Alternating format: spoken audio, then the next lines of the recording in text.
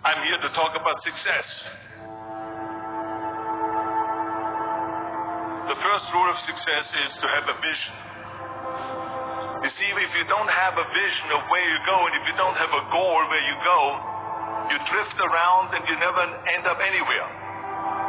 I mean, as you know, I was born in 1947 in Austria after the Second World War. So I was very fortunate that I stumbled onto my vision. And I didn't really like Austria when I grew up. I couldn't wait to get out of there. I couldn't see myself becoming a farmer or a worker in a factory or anything like that. Even though my parents wanted me to stay there and have a normal life. But that was their vision, not mine. My vision was totally different. I felt that I was born for something special, for something unique, for something big. Then one day I went to school. I remember I was 11 years old. And they showed a documentary about America. And there they showed this documentary, the huge skyscrapers, the high-rises, the huge bridges, the 6-lane freeways. And all of this stuff, I said to myself, that's where I want to be. I don't want to be around here with these little farmhouses and these little buildings. I want to be in America. One day after school, I walked by a store in Graz. So I went inside and I looked around, and then I saw a magazine. I saw a bodybuilding magazine that had Reg Park on the cover. Reg Park was then a 3-time Mr. Universe. And I saw him on the big screen as Hercules.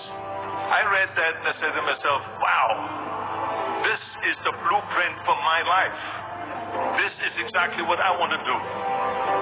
I want to become a bodybuilding champion just like Reg Park. I want to get into movies just like Reg Park.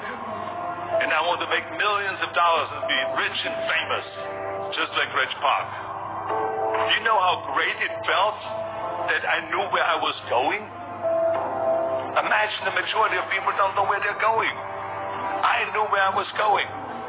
That I'm going to become this bodybuilding champion just like him. So it was just a question of how do you do it? I was so relieved because when you have a goal, when you have a vision, everything becomes easy. So people always ask me, when they saw me in the gym in the pumping iron days, they say, why is it that you're working out so hard? 5 hours a day, 6 hours a day, and you have always a smile on your face. And I told people all the time, I said, because to me, I'm shooting for a goal. In front of me is the Mr. Universe title. So every rep that I do gets me closer to accomplishing that goal, to make this goal, this vision, turn into reality. Every single set that I do, every repetition, every weight that I lift will get me a step closer to turn this goal into reality. So I couldn't wait to do another 500-pound squat. I couldn't wait to do another 500-pound bench press. I couldn't wait to do another 2,000 reps of sit-ups. I couldn't wait for the next exercise. At the age of 20, I went to London and I won the Mr. Universe contest as the youngest Mr. Universe ever. And it was because I had a goal. So let me tell you something, visualizing your goal and going after it makes it fun. You've got to have a purpose no matter what you do in life. You've got to have a purpose. 74% hate their job in America. Now this is not much different when you come to Europe. The majority of people don't like what they're doing. Because they're really not doing it because they didn't have a goal and they followed this goal. They just aimlessly drift around and then all of a sudden there's a job opening so they get that job. Because you have to work. But then when you work, it's a chore. It's work. It's not fun. So if you think about it, only a quarter of the people really enjoy what they're doing in life. That is unbelievable if you think about it. So I felt so blessed that I knew what I was doing. It's like a medical student that studies and knows he wants to become a doctor. You know where to go. And the same thing is also in politics. I remember that in politics, I had a very clear vision that I will be the leader of California. That's as far as I could go because I was not born in America, so I could not run for president. So being the governor of the fifth largest state, I should say the largest state, the fifth largest economy in the world, was for me really the ultimate title, the ultimate accomplishment in politics. So even though people came up to me and says, why don't you go and run for something smaller, you're never going to make it. I ran for governor, and then 2 months later I became governor of the state of California. Again, because I had a very clear vision what I'm going to do with California.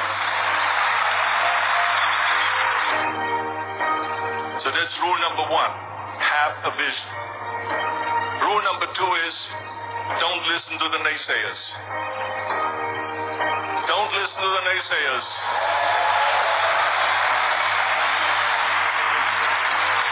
Everything I ever did, the thing that I heard out of people's mouth was, that's impossible.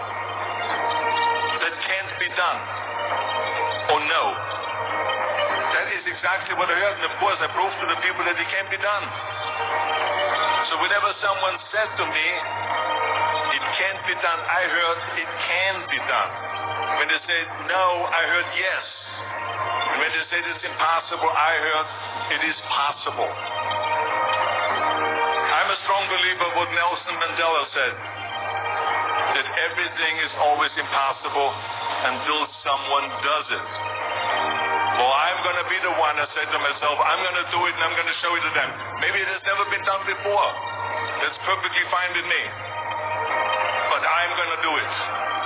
And I did not listen to the naysayers. It's all about the hard work that you put in. I said to myself, in bodybuilding I worked out 5-6 hours a day. I'm going to do the same thing now for acting. And of course I went to college to study English. I studied the accent removal, acting classes, and all of this stuff, all day long. I worked and I worked and I worked. And within a short period of time, I made one movie called Hercules in New York, which of course went right into the toilet. But it didn't discourage me. I still had the same vision. And then all of a sudden I did Streets of San Francisco. I did Stay Hungry and Pumping Iron and The Villain. And then all of a sudden I was asked by Dino De Laurentiis at the Universal Studio to star in Conan the Barbarian. And after I did Conan the Barbarian, the director at the press conference said to the press, the director was John Milius.